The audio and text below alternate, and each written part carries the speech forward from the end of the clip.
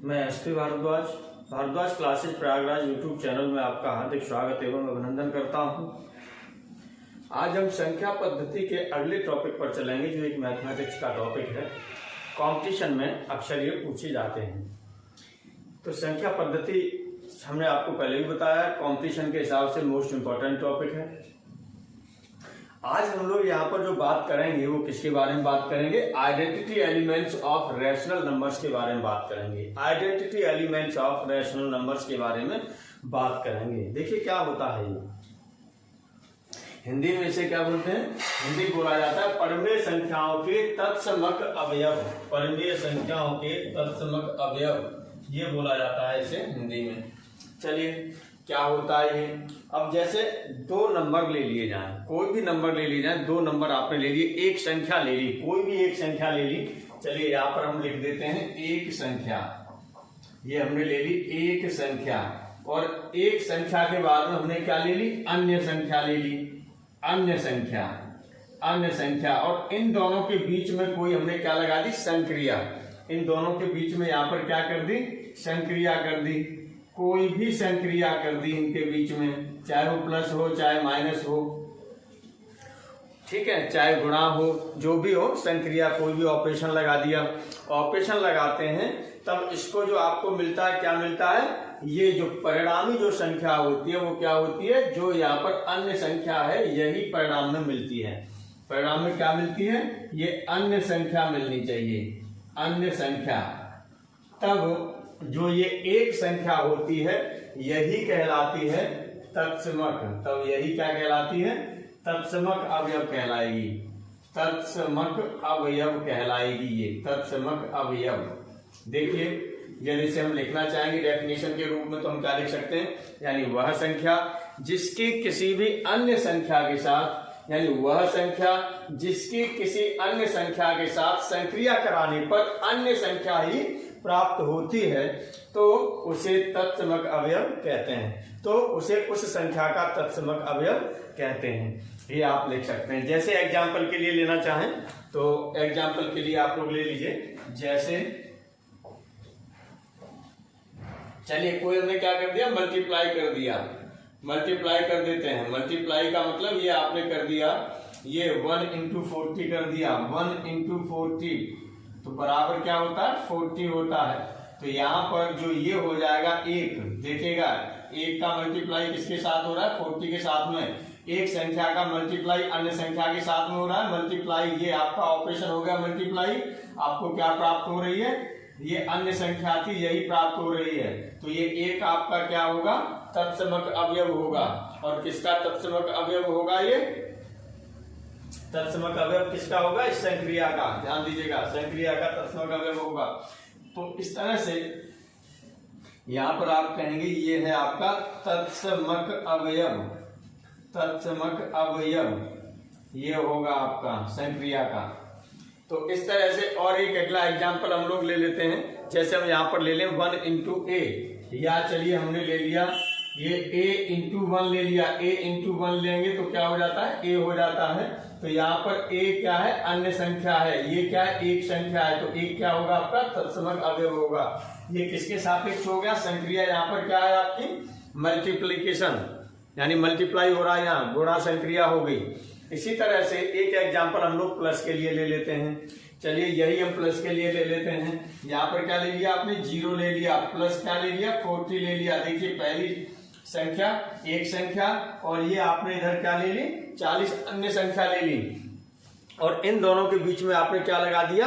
आपने लगा दिया प्लस। प्लस संक्रिया लगा दी, यानी ऑपरेशन प्लस लगा दिया। अब इसकी वैल्यू जो होती है वो कितनी होती है? 40 ही हो जाएगी, यानी 40 ही हो जाएगी। तो यहाँ पर ये आपने 40 लिख दिया। फिर देखिएगा एक संख्या में क्या किया जाता है? अन्य संख्या के साथ संक्रिया करने पर, या अन्य संख्या, या हमने बताया कि वह संख्या जिसकी किसी भी अन्य संख्या के साथ संक्रिया कराई जाती है तो अन्य संख्या प्राप्त होती है। तो अन्य संख्या प्राप्त हो रही है। इसी तरह से यदि आप यहाँ पर क्या लेना चाहें? यहाँ पर लेना चाहें 0 + a लेना चाहें, तब भी आपका कितना हो जाएगा? ये a होगा। ये ए होगा। तो इस तरह से यहाँ पर जो आपके तत्समक अवयव हैं वो कौन कौन से हैं? यहाँ पर तत्समक अवयव इसमें क्या है 1 है, और नीचे वाले में तत्समक अवयव क्या है आपका ये 0 है। यहाँ पर देखिएगा ये 1 है, और यहाँ पर आपके तत्समक अवयव क्या है ये 0 है, यानी आइडेंटिटी एलिमेंट्स भी बोलते हैं इनको। तत्समक अवयव, तत्समक अवयव। हिंदी बोलना अब कुछ कठिन हो जाता है हम लोगों के लिए, क्योंकि हैबिट पड़ी है वही इंग्लिश वाली, लेकिन अब हिंदी में पढ़ाना पड़ रहा है, थोड़ा सा कठिन हो जाता है, लेकिन चलिए कोई बात नहीं। ये तत्समक अवयव होता है। अब यहाँ पर देखेंगे तो ये क्या है, यहाँ पर संक्रिया गुणार्थी और यहाँ पर संक्रिया कैसी है, जोड़ है। तो इस तरह से यहाँ पर इन संक्रियाओं के लिए हम लोग बात कर लेते हैं, यानी गुणा का तत्समक अवयव क्या होता है 1 होता है, और जोड़ का तत्समक अवयव कितना होता है 0 होता है, यानी 0 होता है। ये आपको ध्यान में रखना है। अब हम लोग जो बात करेंगे यहाँ पर एक चीज और बात करिएगा, नोट में बल के लिख लीजिएगा। किसी परिमेय संख्या और 0 का गुणनफल हमेशा 0 होता है। नोट कर लीजिए चाहे तो, किसी परिमेय संख्या व 0 का गुणनफल हमेशा 0 होता है। ये नोट कर लीजिए, ध्यान रखिएगा, क्योंकि 0 का 0 का हम किसी भी के साथ में मल्टीप्लाई करते हैं वो क्या हो जाता है 0 हो जाएगा। ये आपको ध्यान रखना है। चलिए अब हम लोग जो यहाँ पर बात करेंगे वो परिमेय संख्याओं के प्रतिलोम के बारे में बात करेंगे। अब हम लोग बात करते हैं परिमेय संख्याओं के प्रतिलोम के बारे में। देखिए परिमेय संख्याओं के प्रतिलोम क्या होते हैं, इसका मतलब यहाँ पर हम परिमेय संख्याएं लेंगे और उनका हमें इनवर्स निकालना है। तो किस तरह से निकालेंगे और क्या होता है पहले हम लोग ये जान लें। एक हमारे पास कोई संख्या है, हमने मान लिया हमारे पास संख्या क्या है, एक संख्या हमने ले ली। चलिए एक संख्या ले ली हमने ए, एक संख्या या तो ए से डिनोट कर दिया, यही ले लिया हमने, और इसकी संक्रिया, ये स्टार को हमने संक्रिया से डिनोट कर दिया। ये संक्रिया कराई जा रही है किसके साथ में, दूसरी संख्या के साथ में। दूसरी संख्या के साथ में इसकी संक्रिया कराई जाती है, तो हमें क्या मिलता है, आइडेंटिटी एलिमेंट मिलना चाहिए। क्या मिलना चाहिए, आइडेंटिटी एलिमेंट मिलना चाहिए, यानी तत्समक अवयव मिलना चाहिए। तब यहां पर जो हमें मिलना चाहिए आइडेंटिटी एलिमेंट, ये आइडेंटिटी एलिमेंट होता है तब ये एक दूसरे के क्या कहलाती हैं, इनवर्स कहलाती हैं, यानी एक दूसरे के प्रतिलोम कहलाती हैं। यानी ए का प्रतिलोम होगा वो दूसरे की संख्या होगी, यानी एक संख्या है, यदि इसे हमने ए से डिनोट कर दिया, इसे बी से डिनोट कर दिया, तो यहां पर आपका क्या हो रहा है, ये आइडेंटिटी एलिमेंट, आइडेंटिटी एलिमेंट हो रहा है, यानी प्रतिलोम, ये सॉरी आइडेंटिटी एलिमेंट का मतलब आपका क्या हो गया, तत्समक अवयव हो गया।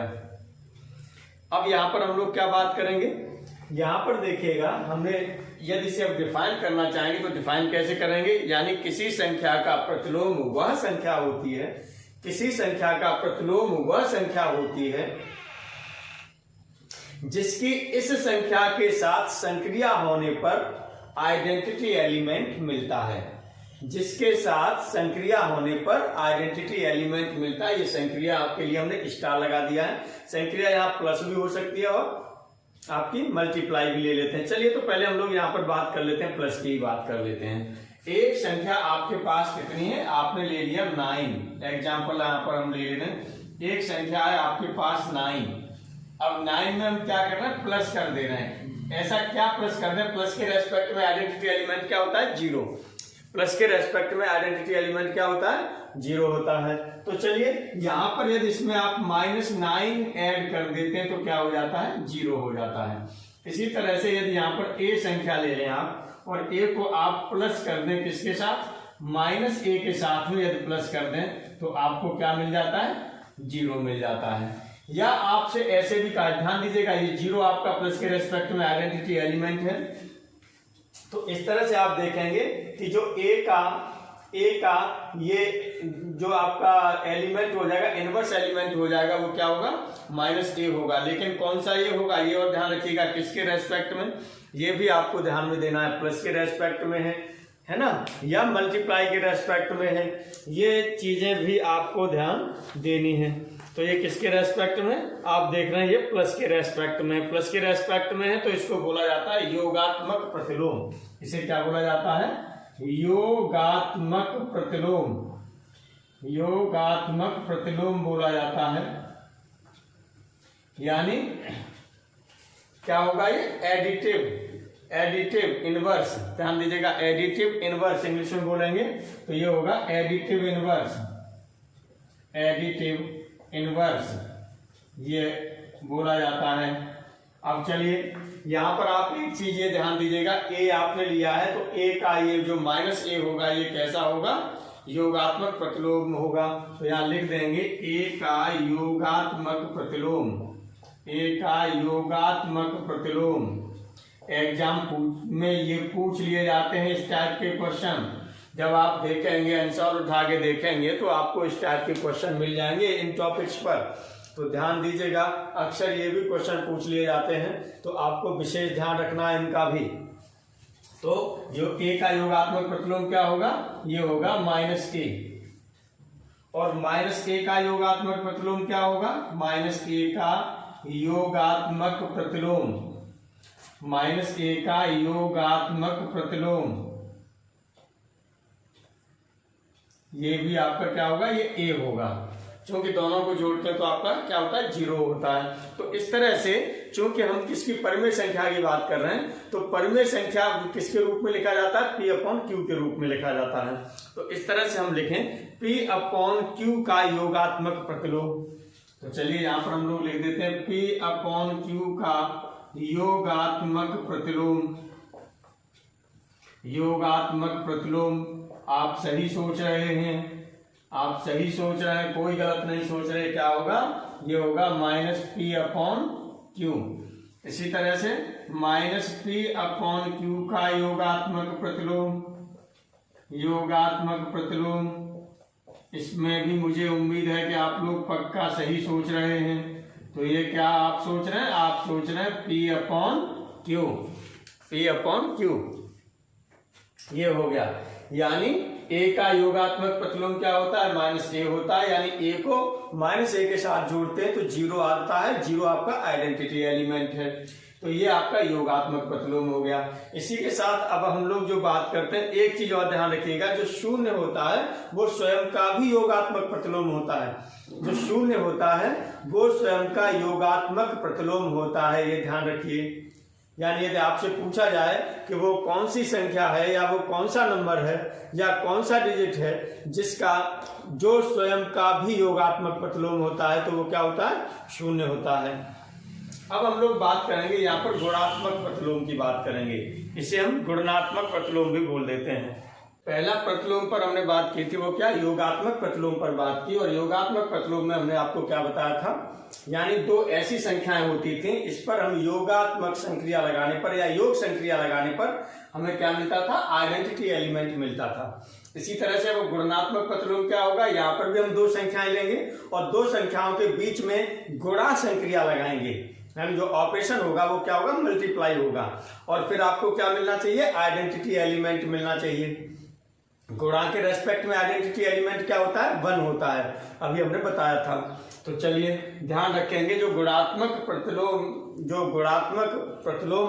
आप लेंगे तो दो संख्या यहाँ पर भी लिखेंगे। और दो संख्या लिखेंगे तो एक संख्या आपने क्या लिख दी, ए, और दूसरी संख्या जो भी आपने लिख दी, मान लीजिए बी लिख दी। और बी लिखने के बाद में जो यहाँ पर आना चाहिए वो आपका क्या आना चाहिए, आइडेंटिटी एलिमेंट, यानी ये 1 आना चाहिए। तब ये दोनों जो संख्याएं होती हैं ये क्या कहलाती हैं, गुणात्मक प्रतिलोम कहलाते हैं। ये आपको ध्यान रखना है। जैसे एग्जाम्पल में और यदि हम लेना चाहें तो एग्जाम्पल में ये भी हम लोग ले सकते हैं, जैसे और आपको आसान हो जाएगा समझने में, क्योंकि संख्या को उसी बेस पर ले लें। तो ये जैसे संख्या ले ली आपने 9 लिया था, 9 का मल्टीप्लाई हम किसके, 1/9 से करें तो क्या आता है, 1 आता है। तो एक संख्या आपके पास 9 हो गई, दूसरी संख्या 1/9 हो गई, दोनों का मल्टीप्लाई करते हैं तो 1 आता है।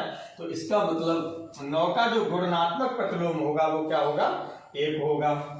इसी तरह से यदि यहाँ पर हम लोग लिखें ए है, ए का मल्टीप्लाई 1/a से कर दिया जाए तब भी आपका क्या होता है, 1 होता है। तो इस तरह से a का जो गुणनात्मक प्रतिलोम होगा वो क्या होगा, 1/a होगा, और 1/a का गुणनात्मक प्रतिलोम होगा वो क्या होगा, a होगा।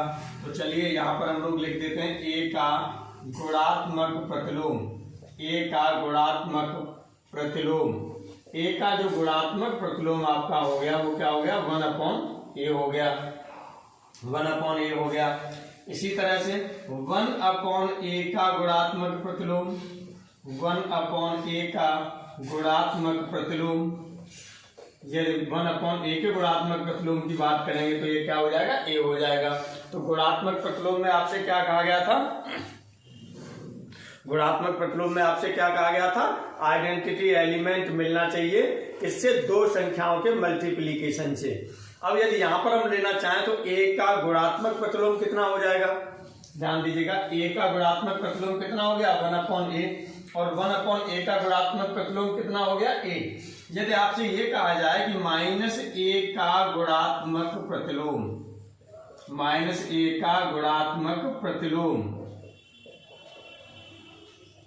क्या हो जाएगा, -a का, आप देखिएगा a का था तो 1/a हो रहा था, 1/a का था तो क्या हो रहा था, a हो रहा था।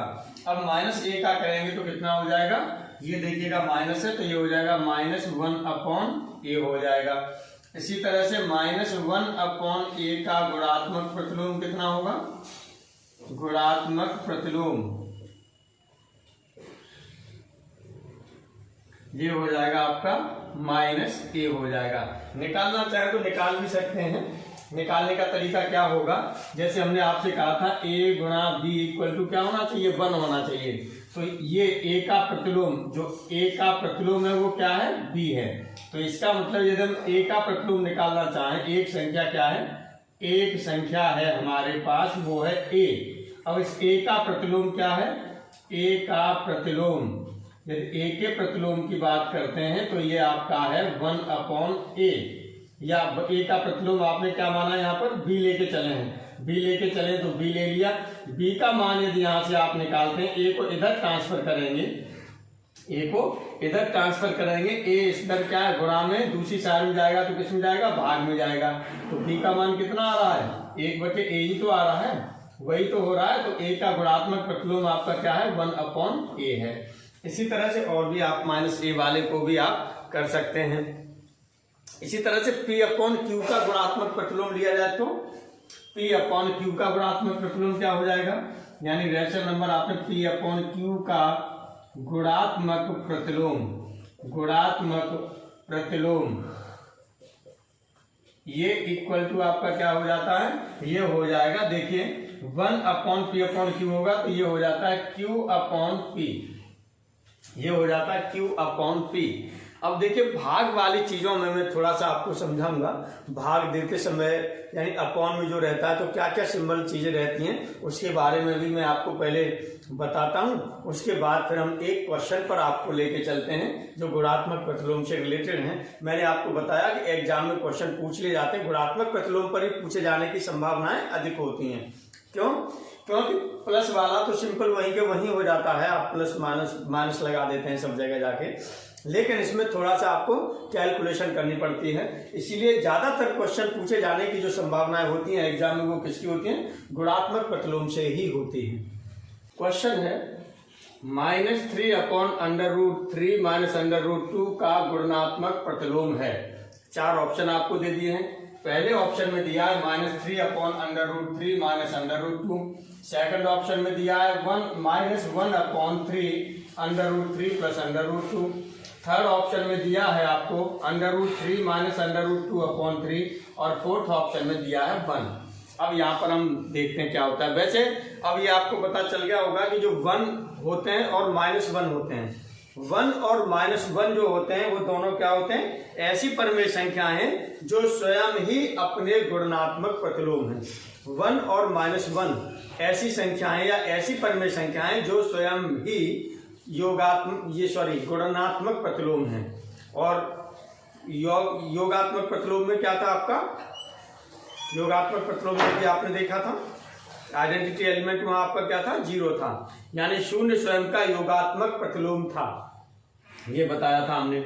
अब यहाँ पर देखिएगा, इस क्वेश्चन को करने के लिए हमें क्या करना है, सॉल्यूशन। चलिए हम करते हैं, गुणनात्मक प्रतिलोम की बात करते हैं, तो सॉल्यूशन की बात करते हैं। गुणनात्मक प्रतिलोम की बात हो रही है, तो गुणनात्मक प्रतिलोम क्या हो जाएगा, यानी -3/√3 -√2 का गुणात्मक प्रतिलोम, गुणात्मक प्रतिलोम क्या होता है, इसका गुणात्मक प्रतिलोम। इसका गुणात्मक प्रतिलोम होगा तो आप क्या करते हैं, जो भी संख्या लेते थे उसको अपॉन में करते थे, तो ये हो जाएगा 1/1 यहाँ पर क्या है, -3 है आपका, ये -3 है, तो ये -3 आपने यहाँ लगाया, अपॉन है √3 -√2। अब ये बताने के लिए मैं आपको कुछ बताना चाहता हूं, कुछ कैलकुलेशंस हैं, उन कैलकुलेशंस को आप ध्यान रखेंगे, क्योंकि जब तक वो कैलकुलेशंस आपसे नहीं आएंगी तब तक इसका आंसर आप निकाल नहीं पाएंगे। तो जो अब कैलकुलेशन बताने जा रहा हूं उसको थोड़ा सा आपको ध्यान रखना है। क्या ध्यान रखना है, ये ध्यान दीजिएगा, यदि कोई भी नंबर आपको दे दिया जाता है, इस तरह से कोई नंबर दे दिया कि A/B और ये पूरा बड़ा ऑब्लिक कर दिया C/D, ये दिया है, यानी कहने का मतलब ये भिन्न है और भिन्न का अंश भी भिन्न है और अंश का हर भी भिन्न है, यानी ये एक भिन्न है, ये बड़ा ऑब्लिक दे दिया, इसका मतलब ये क्या है, भिन्न है। और ये अंश देखेंगे यहाँ पर, ये अंश भी भिन्न है और हर भी भिन्न है।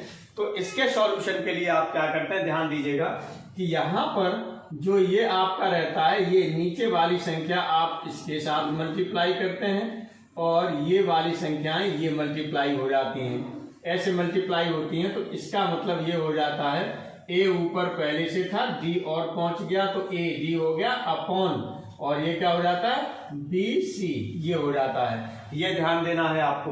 दूसरा, यदि आपको नंबर क्या दे दिया गया है, यदि आपसे ऐसे दे दिया उसने कि A/B/C, इसका मतलब यहां पर देखेंगे आप कि ऊपर जो भिन्न है, भिन्न का जो ऊपर अंश है वो केवल A दिया है, नीचे हर में भी भिन्न दे दिया है, तो इसीलिए ऊपर वाले को आप क्या करेंगे, अंश को भी भिन्न में कन्वर्ट कर लेंगे। ध्यान दीजिएगा, ये बड़ा ऑब्लिक है, ये बड़े ऑब्लिक के रेस्पेक्ट में ये ऊपर अंश होगा, ये नीचे हर होगा, तो इसीलिए हर तो आपका भिन्न के रूप में है, इस अंश को भी भिन्न के रूप में कन्वर्ट कर लीजिए, तो ये हो जाएगा A/1, इसे किया जा सकता है, और B/C किया जा सकता है। अब C का मल्टीप्लाई ऊपर और B का मल्टीप्लाई यहाँ, तो इस तरह से ये कितना हो जाएगा, यानी जो ये वैल्यू है आपकी, ये जो आप ले रहे हैं A/B/C, यदि ऐसे लिखा मिलेगा तो ये वैल्यू हो जाएगी AC/B, यानी ये C ऊपर चला जाता है तो AC क्या हो जाती है, B हो जाती है, ये हो जाता है। अगला इसी तरह से हम लोग ले लेते हैं, सपोज कर लीजिएगा यदि A/B ऐसे दे दिया और इसके अपॉन C दे दिया। अब यहाँ पर देखेंगे, ये भी आपकी क्या है, एक भिन्न दी गई है, इस भिन्न में अंश भिन्न है लेकिन हर भिन्न नहीं है, हर भिन्न नहीं है, तो इसको भी भिन्न में कन्वर्ट करने के लिए आप क्या करेंगे, C/1 लिखा जा सकता है, तो 1 का मल्टीप्लाई यहाँ पर होगा और C का मल्टीप्लाई यहाँ होगा, तो इसका मतलब ये A/B/C इक्वल टू, ध्यान दीजिएगा इक्वल यहाँ लगाना है, इक्वल यहाँ लगाएंगे तब ये माना जाएगा कि भिन्न आपकी ये A/B आपका अंश है और C हर है। यदि आपने यहाँ लगा दिया, जैसे यहाँ ऊपर लगाया था, तो इसका मतलब ये ऊपर अंश हो जाएगा, नीचे हर हो जाएगा, तो ये गलती मत करिएगा, इक्वल को लगाने में गलती नहीं करनी है। तो इस तरह से 1 का मल्टीप्लाई कहाँ हुआ, ऊपर हुआ, यानी A ऊपर वैसा का वैसा ही रह गया, B और C का क्या हो गया, यहाँ पर मल्टीप्लाई हो गया। ये आपको ध्यान रखने हैं, जो ये चीजें बताई हैं, इन रूल्स को आपको फॉलो करते हुए निकलना है। तो चलिए यहाँ पर इक्वल टू हम लोग लिख लेते हैं, क्योंकि इधर थोड़ा भर गया है इसलिए हम इधर ही से लिख ले रहे हैं। अब यहाँ पर क्या होगा, ये 1/1 ये किस रूप का आ गया, ये देखिएगा यहाँ पर ये है, नीचे हर इसका क्या है, हर में भी भिन्न है और अंश में नहीं है, तो हर में भिन्न हो अंश में, यानी कौन सा केस लगेगा, ये वाला लगेगा, ये लगेगा तो आपका क्या हो जाता है, जो अंश रहता है वो वैसा का वैसा ही रहेगा, जो ये नीचे जो भिन्न में हर में जो भिन्न है उसमें भी जो हर है ये ऊपर चला जाता है, इसका मतलब ये वैल्यू कहाँ चली जाएगी, ऊपर, तो आप ये लिख देंगे। √3 माइनस √2 अपॉन -3 है, या माइनस यहाँ आगे लगा दीजिए 3 हो गया। क्या ये ऐसा है? इसमें कोई आपको दिया गया है इस तरह का? नहीं दिया गया। यहाँ पर देखिए पहले में नहीं, फर्स्ट में नहीं है, ये तो आपका √3 माइनस √2 की बात कर रहा है, ये ऊपर नीचे हो रहा है, यानी जो संख्या थी वही है, तो ये ऑप्शन आपका क्या है? गलत हो गया। यहाँ पर देखेंगे ये जस्ट आपका उल्टा हो रहा है, यहाँ नेगेटिव भी है साथ में, तो ये भी नहीं है। अभी 1 के बारे में √3 में से √2 घटाएंगे तब भी आपका 3 नहीं बचेगा, तो ये भी आपका क्या हो रहा है? गलत हो रहा है। तो कौन सा सही है? बी सही है। लेकिन ये बी सही आपने एक तरह से ऑप्शन मेथड बना लिया है, लेकिन इसे निकालना कैसे है ये अब हम लोग ध्यान देते हैं। यानी इनमें से जब कोई ट्यून नहीं कर रहा है तब हम क्या करेंगे, जो यहाँ पर आपने ये लिया है, चाहे तो आप ये ब्रैकेट में इस तरह से ले लीजिए, नहीं तो -3 है नीचे लगा रहने दीजिए, नहीं तो ब्रैकेट लगा लीजिए, जो भी आपकी मर्जी है। मान लीजिए -3 आपने लिया था, यहीं रहने दीजिए। अब इसके कंजुगेट का हम ऊपर नीचे मल्टीप्लाई कर देंगे। कंजुगेट का मतलब यहाँ पर जो माइनस है तो माइनस का प्लस कर देंगे, प्लस का माइनस कर देते हैं, कंजुगेट में ये करते हैं। तो ये हो जाएगा √3 प्लस √2। √3 माइनस √2 का कंजुगेट कितना हो जाएगा? √3 प्लस √2। चूंकि यहाँ माइनस है तो माइनस का क्या कर देंगे? प्लस, इसका ऊपर नीचे मल्टीप्लाई करेंगे तो √3 प्लस ये भी हो गया आपका √2, ये हो गया। चलिए अब आगे आप क्या करते हैं, अब इसे सॉल्व कर दीजिए। सॉल्व करेंगे तो कितना हो जाएगा? यहाँ पर इसे सॉल्व करेंगे तो कितना हो जाएगा? यहाँ देखिएगा, एक में a माइनस बी, दूसरे में a plus B. a minus B, एक ब्रैकेट में a माइनस बी है, दूसरे ब्रैकेट में a प्लस बी है। तो इसका फॉर्मूला क्या होता है? a² minus b²। एक फॉर्मूला आप जानते हैं, ये होता है a² minus b² equal to एक ब्रैकेट में a प्लस बी, एक ब्रैकेट में a माइनस बी, ये होता है। अब यहाँ पर देखेंगे यदि a प्लस बी, अब देखिएगा a प्लस बी ये आपको मिल रहा है, और ये क्या है? a माइनस बी, ये a माइनस बी मिल रहा है। यदि इन दोनों का मल्टीप्लाई करेंगे तो क्या हो जाएगा? a² माइनस b² हो जाएगा। तो चलिए आप यहाँ पर लगा देते हैं a² यानी √3 का स्क्वायर माइनस b² यानी √2 का स्क्वायर अपॉन, ये -3 था वैसा का वैसा ही लिख दिया, और ये आपने मल्टीप्लाई में ये नंबर आ रहा है तो पूरा मल्टीप्लाई में आपने ये नंबर लिख दिया, ये हो गया। अब देखिए √3 का स्क्वायर क्या होगा? 3 माइनस √2 का स्क्वायर क्या होगा? 2 अपॉन ये है -3 √3 प्लस √2। अब 3 में से 2 जाएगा तो कितना बचेगा? 1 बचेगा। तो 1 अपॉन ये हो गया -3 और √3 प्लस √2, ये संख्या हो गई।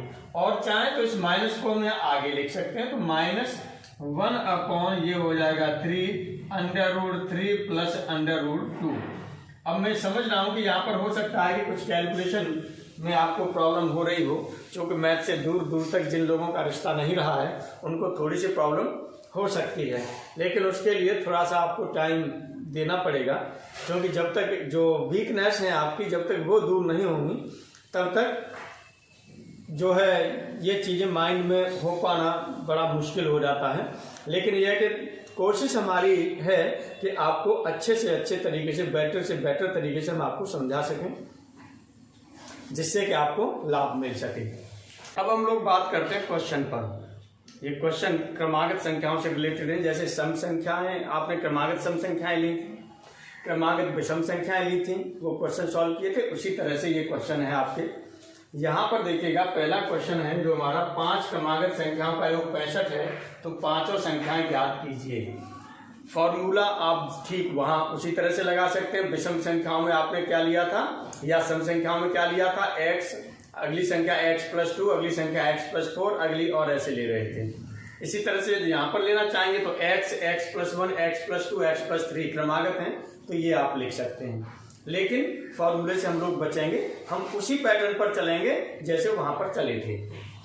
तो सॉल्यूशन की बात कर रहे हैं यहाँ पर। चलिए क्या है, 5 क्रमागत संख्याओं का योग कितना? 65। कितने का? 5 का। तो 5 का भाग दे दिया, ये क्या हो जाएगा? 5 एकम 5, और ये हो जाएगा 5 तिया 15। कितना आ गया? 13। ये कौन सी संख्या हो गई? बीच की संख्या हो गई। तो इसका मतलब ये बीच की संख्या आपकी 13 हो गई, और लेनी कितनी संख्या? 5। तो 1 मिल गई। अब कितनी बची? 4। 4 का मतलब 13 से 2 बड़ी हो जाएंगी और 2 छोटी हो जाएंगी। तो 13 से 2 बड़ी होंगी तो क्या होंगी 14 और 15, छोटी कौन सी होंगी 12 और 11। तो ये पांचों संख्या ये हो जाएंगी। अब हम लोग यहाँ पर बात करते हैं, 4 क्रमागत संख्याओं का योग 90 है तो सबसे बड़ी संख्या है। 4 क्रमागत संख्याओं का योग 90 है तो सबसे बड़ी संख्या है। अब देखिएगा, इसमें भी ठीक जैसे वहां कॉन्सेप्ट हमने लगाया था उसी तरह से लगाएंगे। वैसे फॉर्मूला भी है इसका, यानी ट्रिक जिसे बोलते हैं, ट्रिक भी है, ट्रिक भी हम लिखवा देंगे, लेकिन कॉन्सेप्ट पर जाएंगे तो ज्यादा अच्छा। 4 क्रमागत संख्याओं का योग कितना है 90, 90 बटे कितना हो गया 4, 4 का भाग देंगे कितना हो जाएगा 4 दूनी 8 हो गया, 1 बचा, 4 दूनी 8, 4 पंजे 20, ये कितना हो रहा है 22.5। अब 22.5 क्या, ये पूरी संख्या तो है नहीं, इसका मतलब ये दो संख्याओं के बीच में आ रही है, एक इससे बड़ी और एक इससे छोटी। तो किस किस के बीच में आ रही है ये जो बीच में आ रही है 22 और 23 के बीच में आ रही है। तो बीच में ये दो संख्याएं मिल गई। अब कितनी संख्या और चाहिए आपको, 2 संख्याएं और चाहिए। तो 2 संख्याएं, एक इससे बड़ी होगी और एक इससे क्या हो जाएगी छोटी होगी। तो इस तरह से आप देखेंगे जो ये 24 है ये क्या है सबसे बड़ी संख्या हो गई। 24 आपकी क्या हो गई सबसे बड़ी संख्या हो गई। आंसर कौन सा सही हो जाएगा ए, आंसर आपका सही हो जाएगा ए।